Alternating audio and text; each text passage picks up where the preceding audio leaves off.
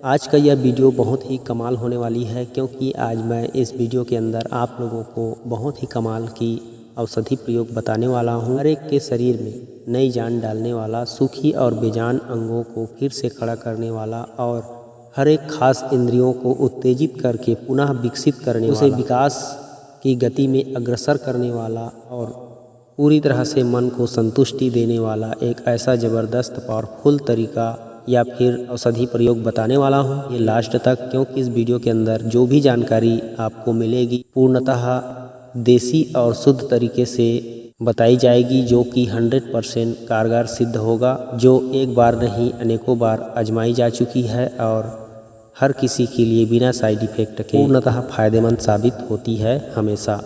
तो वीडियो में लास्ट तक बने रहिए। अगर अच्छा लगे वीडियो की जानकारी तो ज़रूर वीडियो को लाइक करना, क्योंकि लाइक करने से हमें कुछ भी नहीं मिलता, सिर्फ हमारा मनोबल बढ़ता है। तो चलिए वीडियो में आगे बढ़ते हैं। आज की वीडियो में ये जो वृक्ष दिखा रहा हूँ, इस वृक्ष की जो औषधि प्रयोग है उसे भी बताऊँगा, और इसकी जो फल अभी के मौसम में आया है, आप लोग अभी देख पा रहे हो इसमें फल लगा हुआ है, तो इस फल के बारे में भी आपको बताऊँगा। बहुत सारी जानकारियाँ हैं, सभी को एक एक करके बताऊंगा।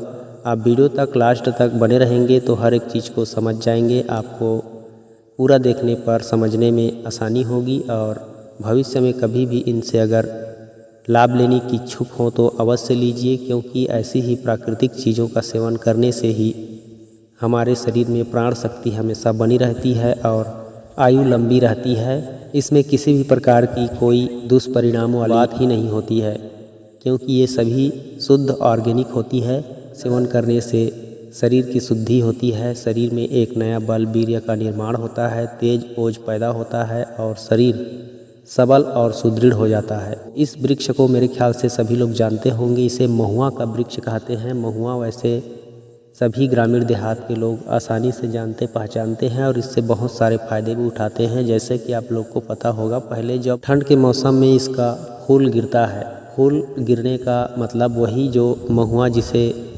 महुआ बोला जाता है, जिससे ग्रामीण क्षेत्र में शराब भी बनाई जाती है और औषधियाँ भी तैयार किया जाता है, तो उसे महुआ बोला जाता है, उसके फूल को। और इसके पेड़ का भी महुआ ही बोला जाता है। और इसके जो फल है उसे हमारे क्षेत्र में कुछ अलग अलग नाम से जानते हैं। अभी जो फल देख रहे हो इसे केवड़ी, केवड़ा या कोआ आदि कई प्रकार के नाम हैं, जो ग्रामीण क्षेत्र के लोग अपने अपने हिसाब से बोलते रहते हैं। तो ये महुआ का जो फल है, मल्टीविटामिन्स का मान के चलो एक बहुत बड़ा स्रोत है। इसके अंदर इतने सारे मिनरल्स, विटामिन्स, आयरन, कैल्शियम भरे हुए हैं कि अगर इसके सीजन में, पूरे सीजन में अगर कोई कमज़ोर से कमज़ोर व्यक्ति इसका सेवन कर लेता है, मतलब सीजन कहने का मतलब लगभग 15 से 20 दिन या महीने भर ही, मतलब जब तक मिलता है इसका फल तब तक अगर सेवन करता रहता है, जो बताऊंगा कई प्रकार के तरीके, उस तरीके में से कोई सा भी तरीका से, तो उसका शरीर हमेशा हष्ट पुष्ट, तंदुरुस्त और ताकतवर रहेगा। शरीर के अंदर इतनी ऊर्जा आएगी कि खुद से अपने मन से वह हर हमेशा उछलने का प्रयास करेगा, क्योंकि इसके अंदर कैल्शियम होता है जो हड्डियों को मजबूत करता है। नेचुरली तरीके से, प्राकृतिक रूप से मिलता है इसके अंदर जो भी तत्व रहता है वह, क्योंकि यह ऑर्गेनिक होता है, शुद्ध होता है, किसी प्रकार की मॉडिफाइड या फिर केमिकल युक्त नहीं होता है। आप लोग को पता है जो वन औषधियाँ होती है, जो जंगली औषधियाँ होती है, जो प्रकृति के द्वारा स्वतः ही उत्पन्न हो करके जिसके फल प्रकृति द्वारा निर्मित हो, बना हो, वह मानव कल्याण के लिए होता है। और उसके अंदर जो भी मिनरल्स तत्व पाए जाते हैं वही ऑर्गेनिक और असली विटामिन्स होते हैं, जो हर मनुष्य के लिए अमृत समान होता है दोस्तों। तो इस बात को ध्यान रखिए, हमेशा कभी भी प्राकृतिक और ऑर्गेनिक चीज़ों को खाने के लिए बिल्कुल मत चूकिए। तो इसके अंदर मैं आपको बताना चाहता हूँ, एंटी इन्फ्लामेटरी गुण पाया जाता है, फाइबर युक्त विटामिन्स, आयरन, कैल्शियम पाया जाता है, जो गर्भवती महिला के लिए अति आवश्यक होता है। जैसे अभी इसमें फल आया हुआ है, तो इस फल को आप तोड़ लीजिए, जैसे मैं आपको अभी तोड़ के दिखा रहा हूँ, या फिर तोड़ करके इसको इकट्ठा करके ले जाऊँगा। और ले जाने के बाद इसको जिस तरह से और सब्जियों को छीलते हैं उसी तरह से छील लेते हैं। इसमें से दूध निकलता है, लेकिन ये दूध हानिकारक दूध नहीं है, बहुत ही फायदेमंद दूध है। जब यही फल पक जाता है तो यह दूध जो है स्वादिष्ट रूपी, तरल रूपी रस बन जाता है और बहुत ही मीठा लगता है। यह दूध किसी अमृत से कम नहीं है। तो यह अगर दूध सफ़ेद रहे तब चिपकता है, लेकिन यही फल पकने के बाद दूध गायब हो जाता है। तो दूध को किसी प्रकार से हानिकारक ना समझें और इसको फल को ले जा कर के घर में अच्छे से साफ धो कर के इसको छिलके को ऊपर से छील लें हल्का हल्का। और छीलने के बाद इसके अंदर में जो गिरी होता है, जिसे हमारे क्षेत्र में डोरी बोला जाता है, और जिस गिरी से, जिस डोरी से, जिस बीज से तेल निकलता है, तो उसको आप इसके अंदर से निकाल लीजिए। निकाल करके अच्छे से अलग उसको रख दीजिए। और इसका जो गूदा वाला भाग है, अगर कच्चा अवस्था में रहेगा तो यह बहुत ही अच्छा सब्जी बनता है, और पकने के बाद तो यह पूरी तरह से पक करके मीठा और स्वादिष्ट हो जाता है। तो अगर कच्चा अवस्था रहे, कच्चा रहे, तभी इसको सब्जी बना करके खाते हैं। सब्जी बना करके जैसे आप नॉर्मल हर एक सब्जी को बनाते हो उसी तरह से इसे भी बना करके खा सकते हो। और इसका सब्जी बहुत ही स्वादिष्ट सब्जी बनता है। वो अपने अपने हिसाब से जो पकाने का तरीका रहता है उसके हिसाब से और कम ज़्यादा हो सकता है स्वाद में। तो इसका सब्जी खाने से शरीर के बहुत सारे जो छोटी बड़ी समस्या होती है वह ऐसे ही ठीक हो जाती है, सिर्फ इसका सब्जी खाने से। हमारे ग्रामीण क्षेत्र में हम लोगों ने कई बार, जैसे किसी को अगर लंबा सेहत खराब रहता हो या कमज़ोर हो जाया रहता है, आजकल की जो जीवन शैली है बहुत ही ख़राब हो चुकी है, तो किसी को अचानक से पेचिश हो जाता है या फिर पेट खराब हो जाए, हालत ख़राब हो जाए उसकी, और पूरी तरह से वह पेचिश के चलते कमज़ोर हो जाए, तो उसको लगातार 3-4 दिन इसका सब्जी खिला देने से उसका शरीर फिर से हरा भरा और पुनः तरोताज़ा हो जाता है। इसके अंदर बहुत सारे मल्टीविटामिन्स रहते हैं जो आपको अंदर से मजबूत और ताकतवर बना देते हैं। तो इसके जो सब्जी है उसे खाने के लिए आप बिल्कुल मत चूकिए। अभी बहुत ही अधिक मात्रा में मिल रहा है और बरसात के आने तक मिलेगा, तो आप निसंकोच इसकी सब्जी बना करके खाइए और अपनी सेहत बनाइए। आपको हर एक प्रकार से फ़ायदा होगा। इसमें किसी प्रकार की पूछने की कोई ज़रूरत नहीं है कि ये होगा कि ये नहीं होगा, ऐसी कोई बात नहीं है। हाँ, अगर आप निश्चित रूप से किसी बीमारी को ठीक करना चाहते हो तो मैं आपको बताना चाहता हूँ, सिर्फ सब्जी खा करके आप बवासीर ठीक कर सकते हो। अगर लगातार एक दिन में एक बार इसकी सब्जी खाते हो तो एक सप्ताह में अगर आपको बवासीर है तो पूरी तरह से बवासीर की समस्या खत्म हो जाएगी।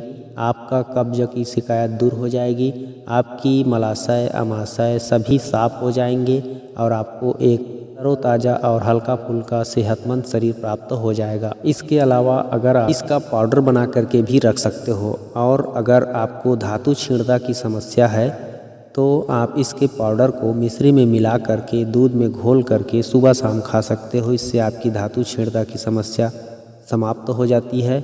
इसके फल की बात कर रहा हूँ, फल के गूदे की बात कर रहा हूँ। अगर आप इसके पके फल को भी सुखा करके उससे भी पाउडर बना के रख लेते हो तो वह आपके लिए बहुत ही बलकारक और पुष्टिकारक है। यह आपकी सप्त धातुओं को बढ़ाएगा। यह किसी भी प्रकार की जो मेवा मिष्ठान होता है उनसे कम नहीं है। इसका अगर आप पके फलों को सुखा करके उसका पाउडर बना के रख लेते हैं या फिर सुखा के ऐसे ही अमचूर की भांति रख लेते हैं, तो बाद में भी आप इसे पाउडर करके या फिर ऐसे ही गुड़ के साथ खा सकते हैं, या फिर गुड़ ना मिले तो ऐसे ही खा सकते हैं, तो आपके लिए बहुत ही फ़ायदेमंद होगा। इसका अगर तेल की बात करें तो इसके अंदर जो गिरी होता है जिसे हम लोग डोरी बोलते हैं, तो उस डोरी को अगर आप तेल निकाल करके उसके तेल को शरीर में लगाते हैं तो शरीर की पूरा नर्वस सिस्टम ठीक हो जाता है। शरीर का जो दर्द रहता है वह चला जाता है। अगर आपको कहीं भी जोड़ों में दर्द, गठिया बात, साइटिका कोई भी समस्या हो, कमर कंधा घुटना में, तो वहाँ पे इसके तेल के साथ इसके छाल का लेप बना करके लेप लगा दीजिए। निश्चित रूप से आपकी गठिया में फ़ायदा होगा, साइटिका में फ़ायदा होगा, हाथ पैर की जो सुन्नता है उसमें फ़ायदा होगा। यह हर एक अंग को जहाँ पे लगाओगे वहाँ को उत्तेजित करता है और वहाँ का रक्त संचार तेज करता है।